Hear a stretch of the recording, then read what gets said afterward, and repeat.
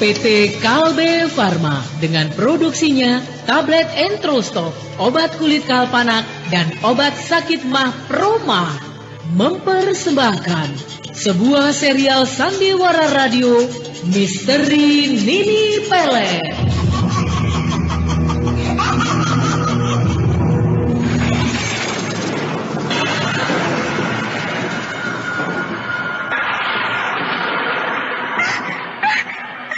Siluman monyet putih.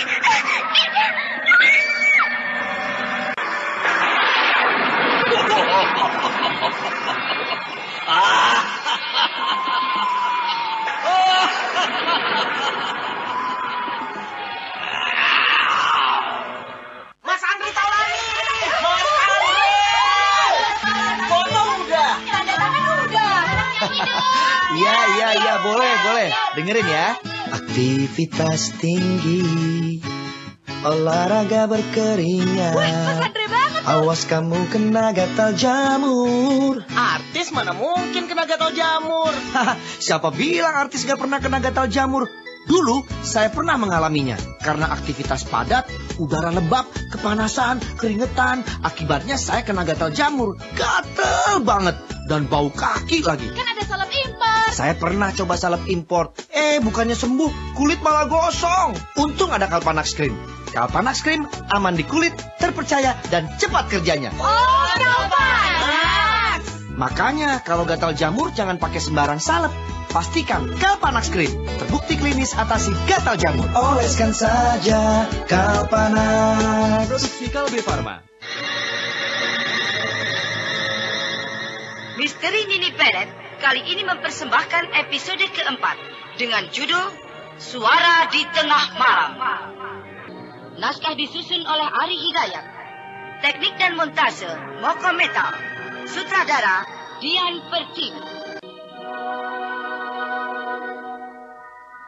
Dalam seri yang ketujuh ini didukung oleh para pemain Hana Pertiwi sebagai Nilam Cahya, Bambang Jiger sebagai Restu Singgi, Herman sebagai Kisutra, Ai sebagai Intan Sari, dan Hastin Atas Asih pembawa cerita.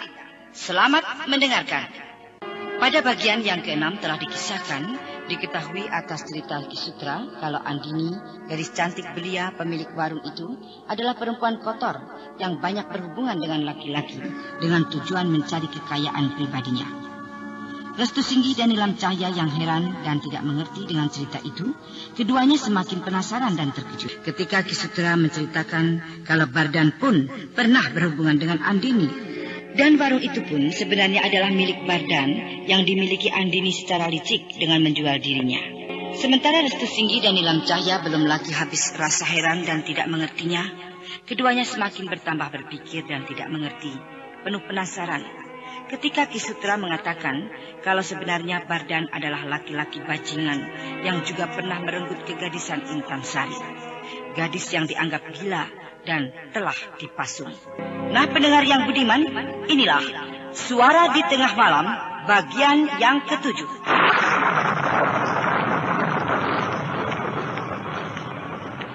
Hari sudah semakin malam.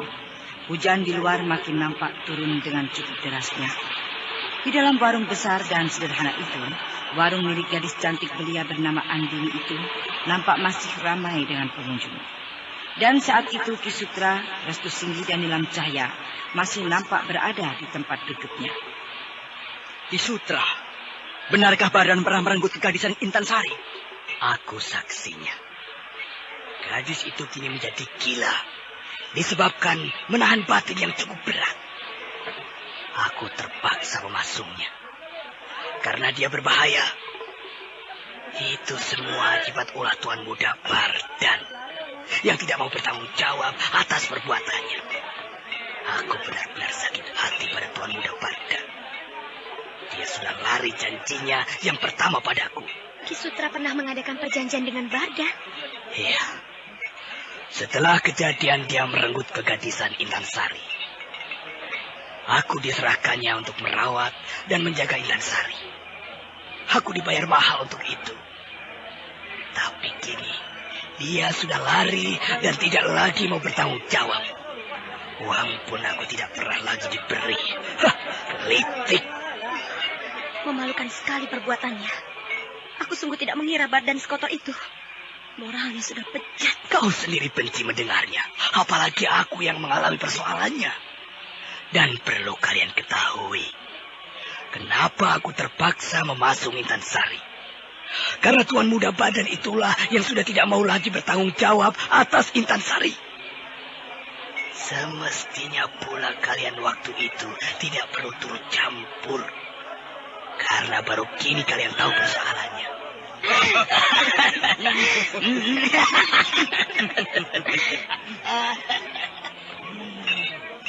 Nilam Cahya nampak merasa jengkel melihat ulah Andini yang tertawa kesenangan dipeluki Ki Sutra. Dia membuang pandangannya dengan wajah sinis. Restu Singgih melirik dengan senyum mengerti.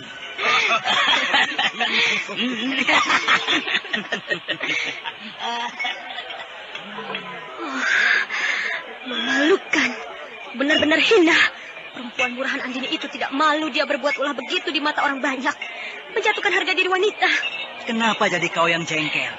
Biarkan saja. Itu kan urusan mereka. Yang penting asal jangan kita berlaku begitu. Aku juga heran. Kenapa Andini nyatanya begitu? Semula aku menilai dia gadis baik-baik. Penuh sopan terhadap orang lain. Apalagi tamunya sendiri. Nyatanya, aku juga sebenarnya heran dengan Ki Sutra itu. Apa benar apa yang dia ceritakan pada kita semua itu? Ya, tentang Intan Sari yang pernah direnggut kegadisannya dengan Bardan. Kukira Ki Sutra itu benar, Restu. Buktinya, itu gadis Andini itu. Bukankah Ki Sutra mengatakan kalau Andini itu gadis bayaran dan kotor? Emang nyata kan? Tapi aku heran. Kenapa Bardan sampai mau membayar mahal Ki Sutra hanya untuk menjaga Intan Sari? Itu kan aneh. Intan Sari gadis dewasa. Dia bisa saja lari dan meminta pertanggungjawaban pada Bardan. Tapi kenapa? Justru dia diam saja. Mencurigakan. Pasti ada apa-apanya tentang Ki Sutra itu. Dan kita sendiri tahu, Intan Sari itu anaknya Aki Langut. Kenapa Aki Langut juga diam saja? Bisa saja. Mungkin Aki Langut itu juga dibayar mahal oleh Bardan dan hidupnya dijamin asal dia tutup mulut. Nilam. Ki Sutra datang lagi kemari.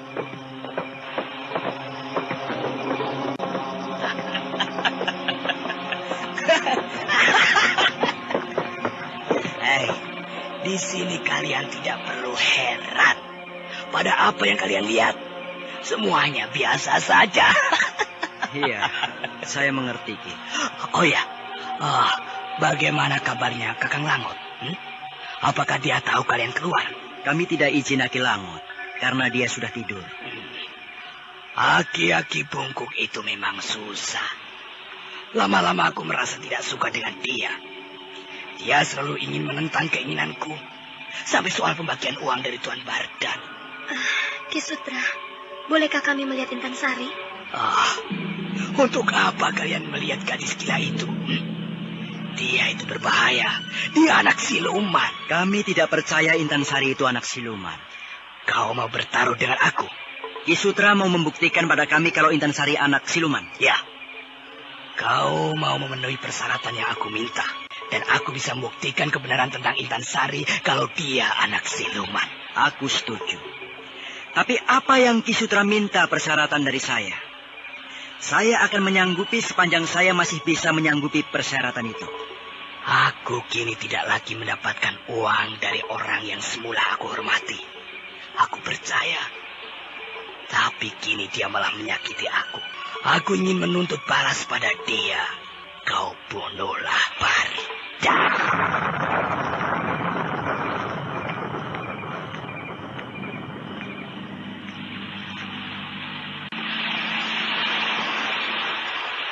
Bagaimana? Itu persyaratanku. Apakah kau sanggup? Baik, aku sanggup. Tunggu, Restu. Apakah aku tidak main-main? Tidak, aku tidak main-main. Aku akan membunuh Bardan. Tapi buktikan dulu kebenaranmu bahwa Intan Sari itu adalah manusia siluman. Dan setelah itu, aku baru akan melaksanakan persyaratan yang kau minta itu. Tunggulah tengah malam nanti. Kita temui gadis itu di tempatnya.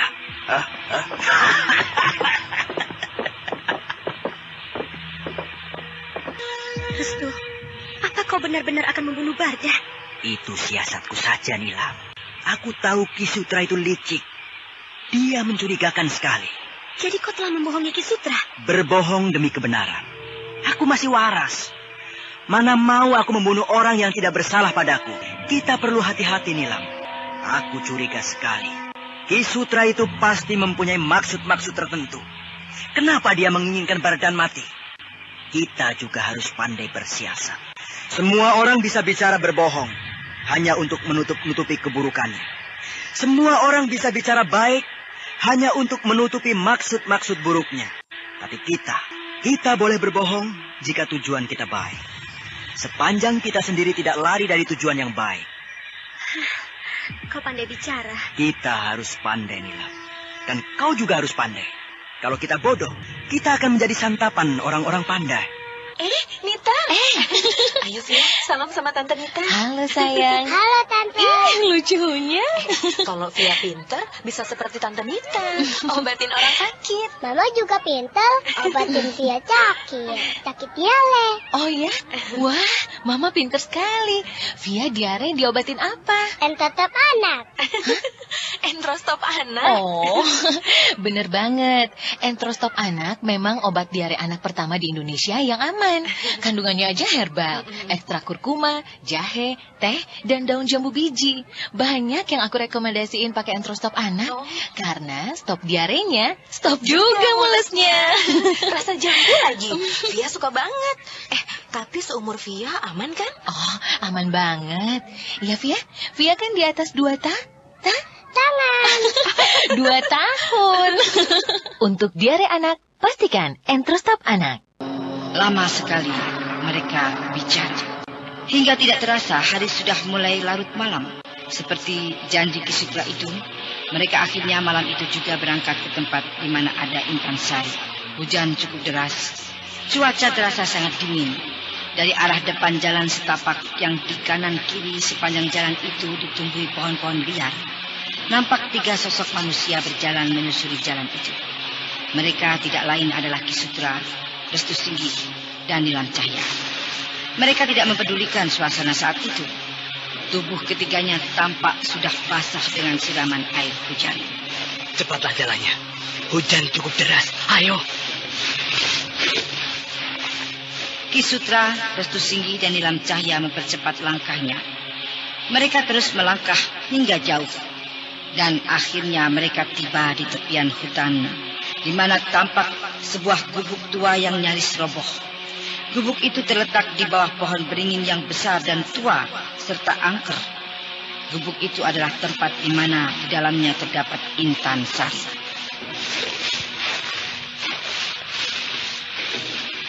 Nah, kita sudah sampai. Restu, menyeramkan sekali tempatnya. Itu gubuk apa? Entahlah, Ki Sutra yang tahu. Barangkali Intan Sari ada di dalam gubuk itu. Ayo, kita masuk ke dalam gubuk itu. Ki Sutra melangkah masuk ke dalam gubuk tua itu dengan diikuti Restu Singgi dan Nilam Cahya. Setelah mereka tiba di dalam, Nilam Cahya merasa asing melihat keadaan dalam gubuk tua itu. Ruang dalam gubuk itu kotor, penuh kayu-kayu rapuh berantakan. Keadaannya kumuh sekali. Nilam Cahya tiba-tiba pandangannya terpaku. Dia melihat sosok tubuh berada di sudut ruang itu. Sosok tubuh itu adalah Intan Sari. Gadis itu tengah duduk menyandar dalam keadaan kedua kakinya terpasung dengan 2 buah kayu bulat besar. Rambutnya yang panjang menutupi sebagian wajahnya. Pandangannya polos dan tidak menentu arah. Restu, lihatlah, itu Intan Sari. Dia nampaknya benar-benar tengah merenungi penderitaannya. Pandangannya polos, bibirnya kering.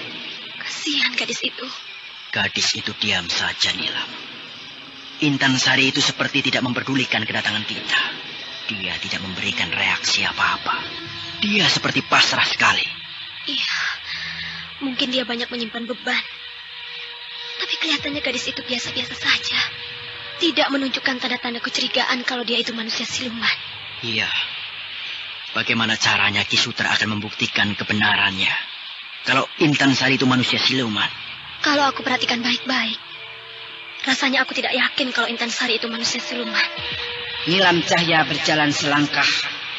Dia memperhatikan Intan Sari yang tengah duduk menyandar dalam keadaan terpasung di hadapannya dengan jarak yang agak jauh.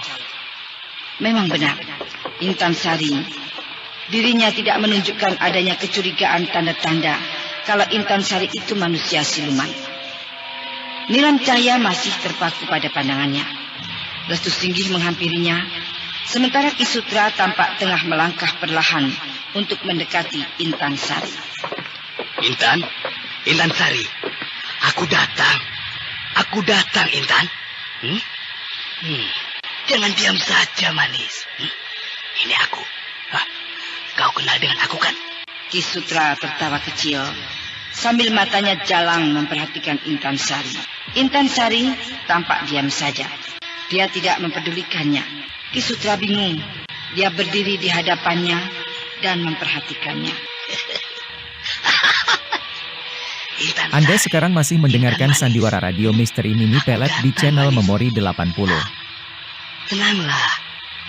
Diam saja di tempatmu. Kebutuhan hidup selalu menuntut yang serba praktis. Begitu juga yang dirasakan Ibu Fitri waktu memilih obat mahnya. Benar kan Bu Fitri? Benar, obat mah mesti praktis. Masa udah direbetin urusan antar jemput anak, urusan dapur, urusan rumah, obat mahnya masih ribet sendok-sendokan. Takutnya nggak pas takarannya. Mending kayak promah tuh, praktis. Sediain deh di rumah, di kotak obat, di tas, di mobil, di kantong. Jadi kalau pas pergi terus sakit mah, langsung di promah. Kunyah, beres sakitnya, nyaman lambungnya. Kan promah ada apa kui? Hidrotalsit. Promah, satu-satunya obat mah dengan hidrotalsit. Formula paling mutakhir yang langsung atasi sakit mah tepat di pusatnya. Mengatasi sakit mah lebih cepat dan melindungi lambung lebih lama. Pokoknya yang praktis atasi sakit mah ya Promah obatnya. Produksi Kalbe Farma. Info lengkap, klik www.ahlinyalambung.com. Baca aturan pakai, bila sakit berlanjut hubungi dokter.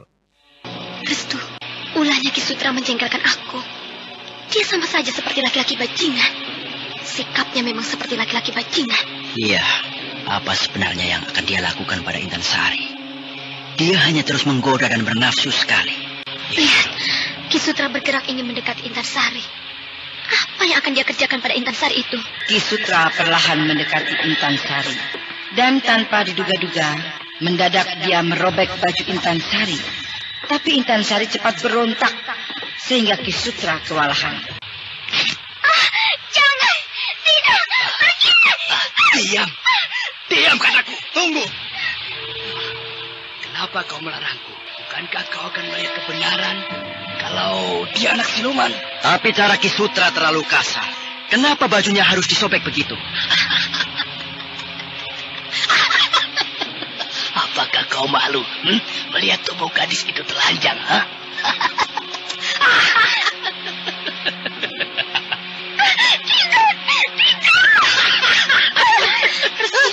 Lihat, Intan Sari ternyata badannya penuh ditumbuhi bulu-bulu kasar berwarna putih. Bulu-bulu itu sepertinya bulu-bulu monyet. Iya, tapi apakah dia benar-benar manusia siluman? Aku rasanya belum yakin. Lihat, Intan Sari berontak dan menangis. Aku kasihan juga melihatnya. Jangan dekati aku! Bagaimana? Apakah kalian masih belum percaya kalau gadis itu manusia siluman? Dia manusia siluman monyet.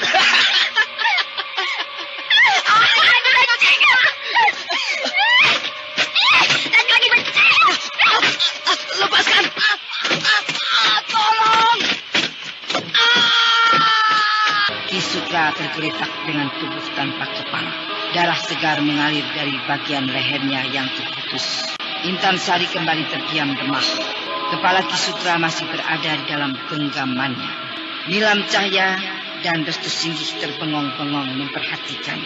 Keduanya seolah tidak bisa berbuat apa-apa. Keduanya hanya termenung. Intan Sari kembali membisu. Wajahnya kelihatan tegang, bagaikan menyimpan dendam. Dia masih tetap pada pandangannya. Sebelah tangannya menggenggam kepala Ki Sutra yang penuh darah dengan dendam dan gemas. Bagus. Kalian tidak membela dia. Memang kalian tidak perlu membelanya.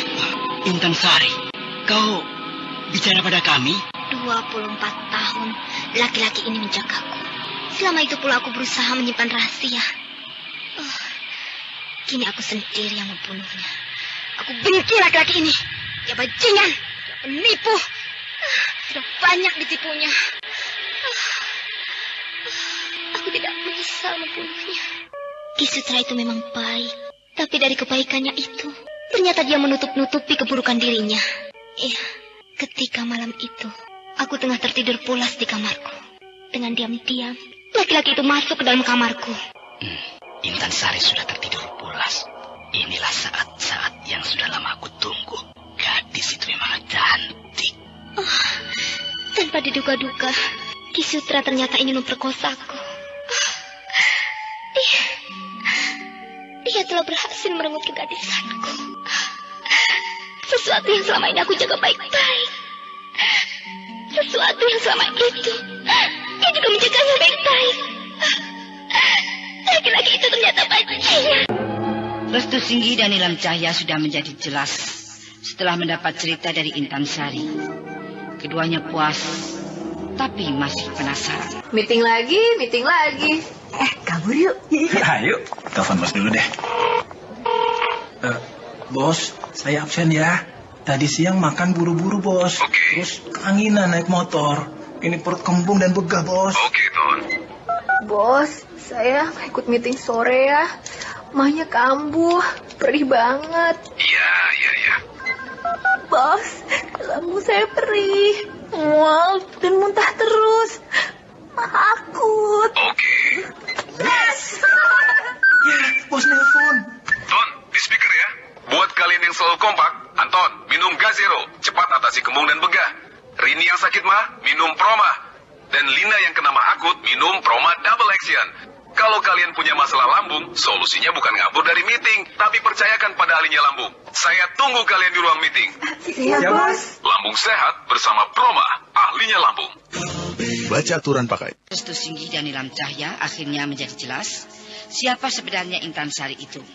Setelah keduanya mendapat cerita dari Intan Sari sendiri, di mana Intan Sari yang membuka cerita masa lalunya. Setelah dia membunuh Ki Sutra di tempat itu, gubuk tua, tempat dia dipasung. Namun Restu Singgi dan Nilam Cahya masih penasaran. Karena dia masih harus tahu siapa sebenarnya Ki Sutra yang dibunuhnya itu. Malam semakin larut. Hujan deras di luar gubuk tua itu masih turun. Di dalam gubuk tua itu nampak Intan Sari yang tengah duduk menyender dalam keadaan terpasung. Wajahnya masih kelihatan basah dengan air mata. Pandangannya polos, tak menentu arahnya. Di hadapannya Restu Singgi dan Nilam Cahya terdiam memperhatikan dengan prihatin. Kalian sudah jelas siapa aku sebenarnya. Ki Sutra bukanlah pamanku, dan Aki Langot bukanlah ayahku. Aku adalah anak Nyi Jajar, perempuan terkaya di desa ini. Tapi perempuan itu tidak mau mengakui aku sebagai anaknya. Dia telah membuangku semasa aku kecil yang diserahkan pada Aki Langot.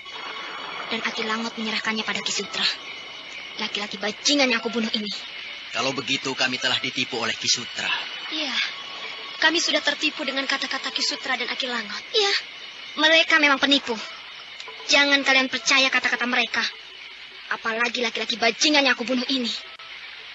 Ki Sutra sebenarnya adalah kekasih gelap gadis pemilik warung bernama Andini. Andini? Iya. Kalian pasti sudah kenal dan datang ke warungnya itu. Andini adalah gadis murahan.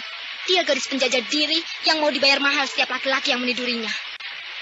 Dia hanya ingin memeras setiap laki-laki. Tapi menurut Ki Sutra, Andini itu adalah kekasihnya Bardan.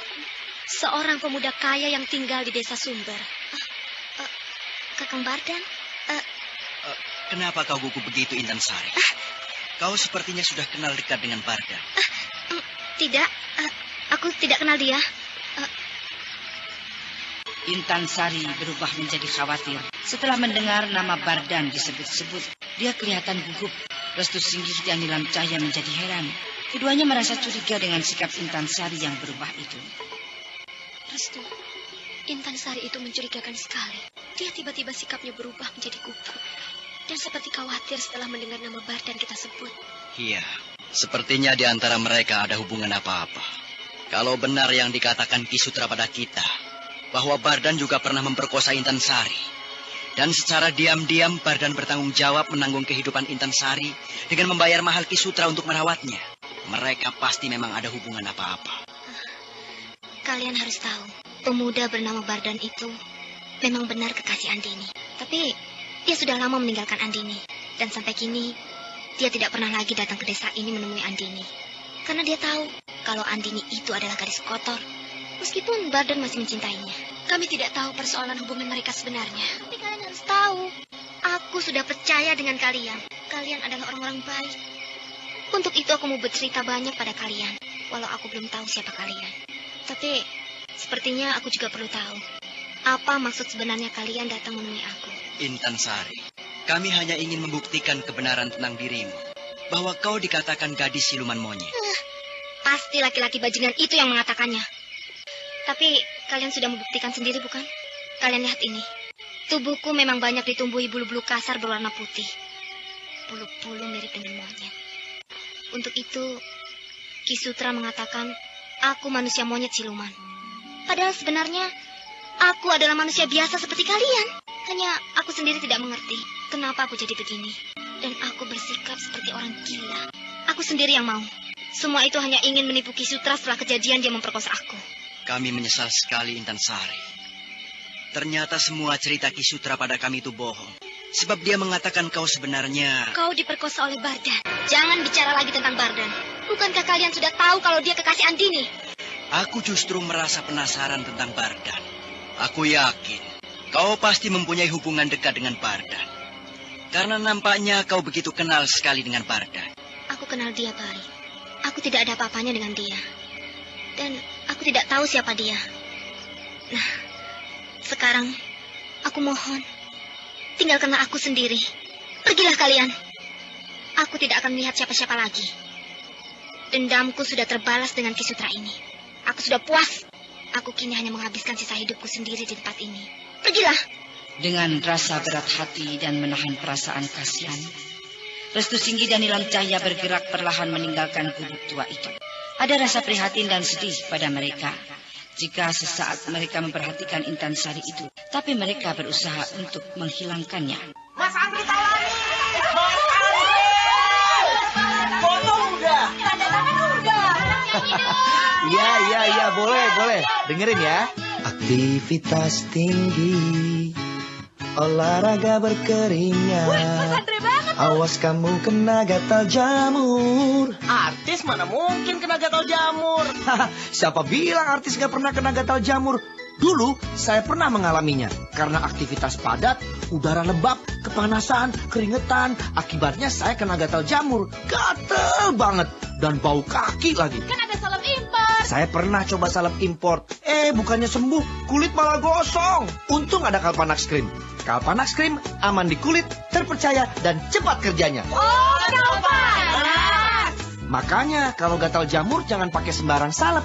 Pastikan Kalpanax Cream. Terbukti klinis atasi gatal jamur. Oleskan saja Kalpanax. Produksi Kalbe Farma. Restu, kini jelaslah bagi kita. Intansari itu bukan manusia siluman. Dia manusia biasa seperti kita juga. Kasihan sekali dia. Penderitaannya sangat panjang. Semula juga aku tidak yakin kalau gadis itu gadis siluman. Ternyata dia sangat baik. Dengan senang hati dia bercerita banyak tentang rahasia-rahasia yang ada. Aku masih penasaran. Apa hubungannya Intansari dengan Bardan? Aku yakin mereka mempunyai hubungan istimewa. Maksudmu kekasihnya Intansari, Bardan itu? Bisa jadi. Karena sebenarnya dia direnggut kegadisannya bukan dengan Bardan, tapi justru dengan Ki Sutra. Dari situ barangkali Bardan tahu kalau Intansari sudah bukan gadis lagi. Lalu Bardan meninggalkannya. Bisa juga begitu. Tapi kita bisa-bisa salah terka lagi. Bardan yang semula kita kira jahat dan kita curigai, ternyata dia baik menurut Intansari. Tapi justru sekarang, Aki Langot yang harus kita perlu berhati-hati. Iya, Ternyata dia adalah adiknya Ki Hitam. Emang aneh. Rapi sekali persoalannya. Aki Langut benar-benar pandai menempatkan dirinya yang penuh rahasia itu. Tapi siapa sebenarnya Bardan itu? Ya, itulah yang aku masih penasaran.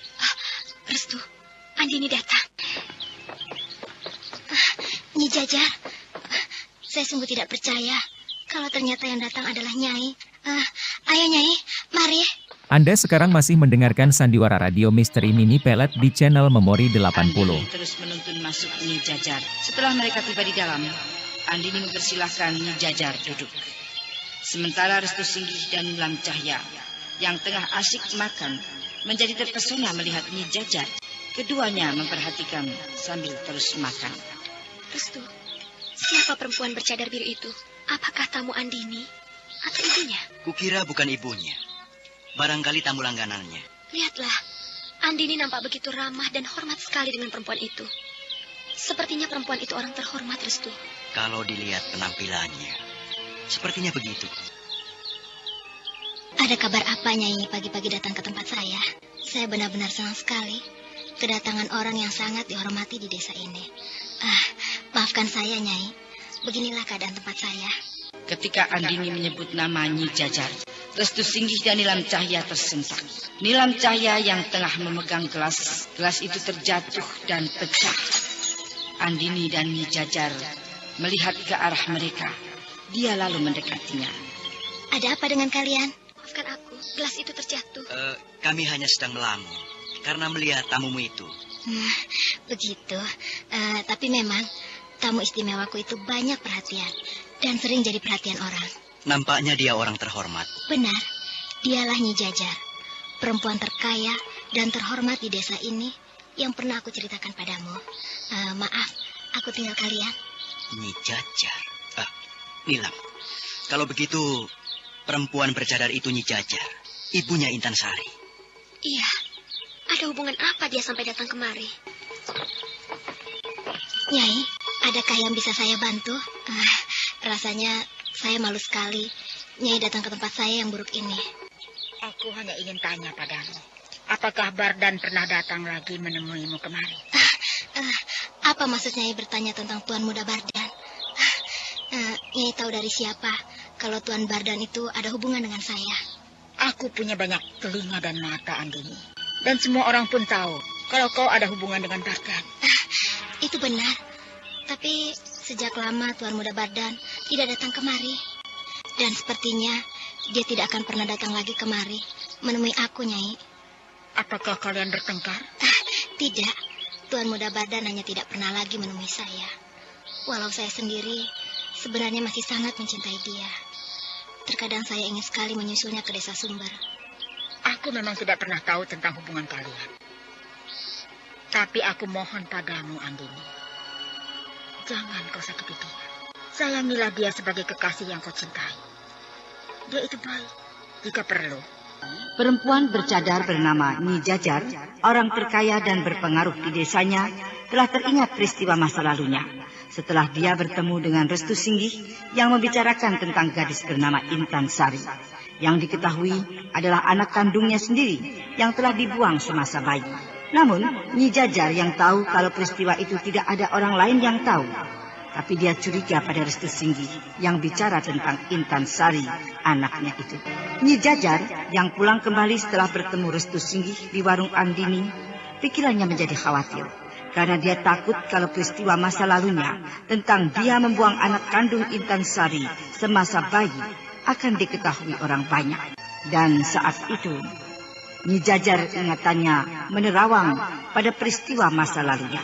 Perempuan bercadar bernama Nyi Jajar nampak masih duduk di ranjang tidur kamarnya.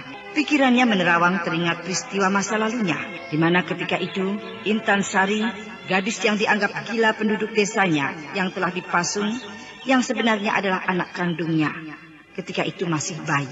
Aku ingat, aku ingat. Ketika itu, Intan Sari anakku itu masih bayi.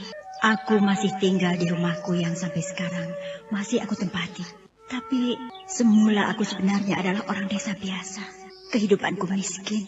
Karena aku memang hidup dari keluarga miskin. Nyi Jajar teringat pada kehidupan semula di mana dia mengaku kalau sebenarnya adalah hidup dari keluarga miskin, di mana dia tinggal di sebuah gubuk bersama seorang bayinya. Siang itu Nyi Jajar yang tinggal di sebuah gubuk kecil tengah menggendong bayinya. Diam sayang ya. Diam ya sayang ya. Kasihan kau nak. Ibu tahu kau lapar. Diam ya sayang ya. Nyi Jajar berusaha mendiamkan bayinya yang lapar. Tidak lama kemudian bayinya itu terdiam dan tertidur nyenyak. Nyi Jajar membawanya masuk ke dalam kamar. Dia letakkan bayinya itu di atas ranjang tidurnya. Bayi itu nampak pulas sekali. Nyi Jajar lalu berbaring di samping bayinya. Dia memandangi bayinya dengan rasa prihatin dan sedih. Tidak terasa, air matanya menetes. Nyi Jajar mencium kening bayinya itu yang tertidur pulas. Kemudian dia mengusap-usap kepalanya dengan rasa sayang. Kasihan kau. Bapakmu sudah tidak ada.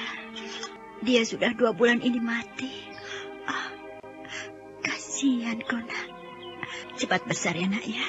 Biar kita bisa saling bicara, saling tukar pikiran. Ibu yakin kau pasti akan menjadi gadis cantik. Bahkan gadis yang paling cantik di desa ini. Andini.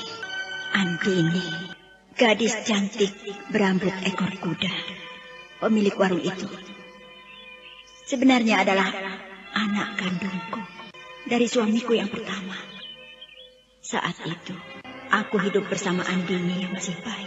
Suami sudah mati. Aku berusaha menghidupkan Andini seorang diri. Tapi akhirnya aku tidak tahan juga. Kehidupanku semakin tidak menentu. Aku merasa sudah tidak sanggup lagi memelihara Andini.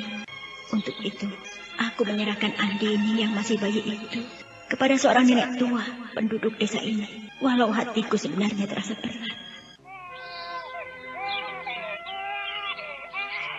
Jika memang nenek Parit benar-benar ingin mengambil bayi saya dan akan merawatnya, saya sangat berterima kasih sekali.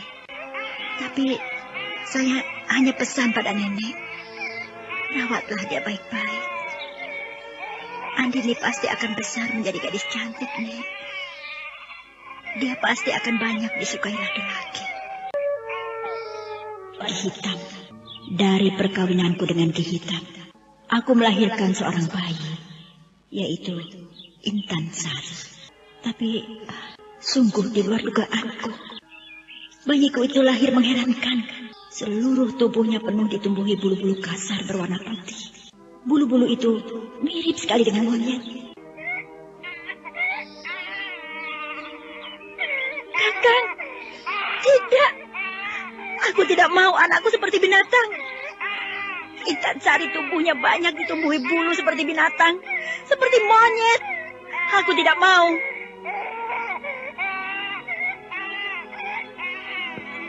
Aku benar-benar tidak menerima kehadiran bayiku, Intan Sari itu. Secara terus terang pada suamiku Ki Hitam, aku ungkapkan semua keluhanku. Dan akhirnya Ki Hitam menyetujui keinginanku. Aku menyerahkan bayiku Intan Sari kepada Aki Lama, adik kandung Ki Hitam. Dan hingga saat itu, aku telah melupakannya. Tapi kini Intan Sari dan Andini sudah sama-sama dewasa. Mereka kini tinggal di desa ini juga. Tapi mereka tidak tahu kalau sebenarnya aku adalah ibu mereka. Dan Andini, aku tahu kalau Andini itu anakku yang sudah dewasa. Karena dia pernah bercerita pada Ki Sutra. Dan Ki Sutra cerita banyak padaku. Sungguh, Nyai, Andini itu sebenarnya adalah anaknya Jajar. Dia mengaku pada saya bahwa dia pernah tinggal bersama Nenek Parit. Dan setelah Nenek Parit meninggal, dia pergi. Tapi Nenek Parit pernah bercerita pada Andini bahwa ibu Andini yang sebenarnya adalah perempuan desa yang bernama Nyai Jajar. Saya kira itu adalah Nyai sendiri. Tapi saya belum yakin. Untuk itulah saya datang menemui Nyai Jajar. Ki Sutra tidak yakin kalau aku sebenarnya adalah ibunya Andini. Tapi aku memang tidak memberitahu Ki Sutra. Aku berpura-pura pada dia bahwa aku tidak pernah merasa punya anak sampai perkawinanku dengan Ki Hitam. Aku tidak mau mengakui aku sebagai ibu Andini. Karena aku memang berkeinginan begitu. Aku takut suamiku Ki Hitam marah. Setelah sekian lama aku tinggal bersama Ki Hitam, akhirnya Ki Hitam pergi ke desa lain dan rumahnya ini diserahkan padaku. Ada rasa aneh dan heran padaku tentang suamiku, Ki Hitam. Jika malam hari, dia sering tidak pernah aku temui di kamarnya. Dia sering pergi entah kemana. Aku benar-benar bingung. Aku merasa menyesal. Tidak mau mengakui Andini sebagai anakku. Kini Andini sudah dewasa. Dia sudah menjadi gadis cantik. Itu memang harapanku dulu. Tapi Intan Sari, tidak. Walau bagaimana dia bukan anakku. Aku tidak mau mengakui dia sebagai anak kandungku. Dia anak siluman. Restu, mana Nyi Jajar? Kemana dia? Dia terlalu lama menunggu kalian. Dia sudah pulang sejak tadi. Iya, Andini. Kita terlalu lama di ruang atas. Maafkan aku. Aku telah mengganggumu. Tidak apa-apa. Andini, siapa sebenarnya Nyi Jajar itu? Dia perempuan baik. Dia sering membantu kesusahan orang lain. Orangnya jarang sekali keluar rumah. Datang ke tempatku pun baru kali ini. Tapi kami sudah sering ketemu tempat lain. Jika dia sedang keluar, Nyi Jajar itu hidup sendiri. Dia tidak mempunyai anak. Tidak punya anak? Lalu apakah dia pernah bersuami? Entahlah. Saya juga tidak tahu tentang hidupnya. Maaf, aku harus mempersiapkan makanan. Karena sebentar lagi tamu-tamu langgananku pasti berdatangan. Kenapa kau jadi sinis padaku, Nilam? Kenapa? Kau terlalu sekali. Apa maksudmu menyuruh Andini mengajak aku berganti baju di ruang atas? Aku kan tidak meminta itu. Maafkan aku, Nilam. Aku memang sengaja. Biar Andini pergi dan aku bisa bicara pada Nyi Jajar itu. Bagaimana dengan perempuan itu? Aku sudah yakin kalau Nyi Jajar itu memang ibu kandungnya Intan Sari. Karena ketika aku menyebut nama Intan Sari, dia terkejut sekali. Dan tidak berbicara lagi sepatah kata pun. Dia langsung saja pergi tanpa permisi lagi padaku. Tapi aku yakin, dia pasti akan berpikir. Sementara itu, di rumah Nyi Jajar, saat itu perempuan bercadar Nyi Jajar itu tengah berada di halaman rumahnya. Dia sedang berdiri di depan kereta kudanya, yang nampak di atas kereta kuda itu duduk pembantunya yang bernama Bakar. Dan di belakang kereta kuda itu nampak sebuah peti besar berukir indah. Bentuk peti itu memang nampak indah dan bagus. Nampaknya peti berukir itu berisi perhiasan dan lain-lain. Nyi Jajar lalu mendekati Bakar yang duduk di depan kereta kuda itu. Kau sudah siap, Bakar? Sudah, Nyai. Apakah saya harus berangkat sekarang ke tempat Andini itu? Ya, berangkatlah sekarang. Dan ingat pesanku. Perhiasan dan baju-baju yang ada di dalam peti itu, katakan pemberianku sebagai rasa terima kasihku ketika aku datang. Dan katakan juga pada Andini, jika dia ada waktu, suruh dia datang kemari. Aku ingin sekali bicara berlama-lama dengan dia. Baik, Nyai. Saya berangkat, Nyai.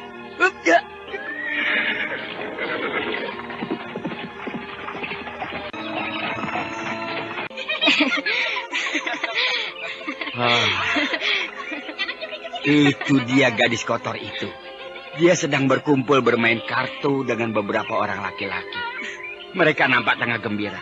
Gadis itu memang seperti gadis murahan sekali. Andini! Andini! Kau Bakar, pembantu Nyi Jajar itu kan? Benar. Saya datang untuk menyampaikan ini. Nyi Jajar memberikan ini untukmu. Peti berukir indah dan bagus. Benarkah itu untukku, Bakar? Iya. Nyai menyuruhku untuk menyampaikan pemberian ini padamu. Senang sekali. Nyi Jajar benar-benar baik padaku. Iya, aku juga heran. Kenapa Nyai tiba-tiba begitu baik padamu? Dan dia pesan, pemberiannya semua itu adalah sebagai tanda terima kasihnya padamu ketika tempoh hari dia datang kemari. Dan Nyai berpesan, jika kau ada waktu, kau disuruh datang ke rumahnya. Senang sekali. Sampaikan salam saya kepada Nyi Jajar. Ya. Andini benar-benar merasa senang menerima pemberiannya. Dan aku ucapkan terima kasih sekali. Aku pasti datang ke rumah. Anda sekarang masih mendengarkan sandiwara radio misteri mini pelet di channel Memori 80. Ya, terima kasih sekali, Bakar. Perhiasan, baju-baju indah dan bagus. Nyai Jajar sangat baik sekali kepadaku. Terima kasih, Nyai. Tapi aneh. Apa maksudnya Nyai memberikan semua ini padaku? Padahal aku bukanlah apa-apanya. Apalagi dia tahu kalau aku gadis kotor. Tentunya dia akan berpikir, apa untungnya memberikan semua ini padaku? Kalau hanya ucapan rasa terima kasih, kenapa dia memberikan bermacam perhiasan dan baju? Tidak masuk akal. Ada apa ya? Padahal tempo hari dia datang hanya biasa-biasa saja. Dan hanya bertanya tentang Tuan Muda Bardan. Itu pun aku heran. Sebab tiba-tiba Nyi Jajar bertanya tentang Tuan Muda Bardan. Padahal dia tidak kenal. Bertemu saja belum pernah. Malam sudah menyelimuti kembali. Hujan sudah turun kembali. Sementara itu, di jalan desa nampak seorang gadis cantik berambut ekor kuda tengah menunggang kudanya seorang diri. Gadis itu tidak mempedulikan hujan yang turun membasahi dirinya. Dia terus memacu kudanya. Gadis itu tidak lain adalah Andini. Hujannya cukup deras. Tubuhku jadi basah begini. Tapi aku harus tetap sampai di rumah Nyi Jajar. Hujan deras yang turun membuat suasana mengkhawatirkan Andini yang berada di depan rumah Nyi Jajar, yang pintu halaman rumahnya tertutup rapat. Andini kebingungan, bagaimana dia harus masuk ke dalam rumah itu. Bagaimanakah kisah selanjutnya? Apakah Andini akan kembali ke rumahnya lagi? Ataukah dia nekat untuk masuk ke rumah tua milik Nyi Jajar yang pintu halamannya tertutup rapat?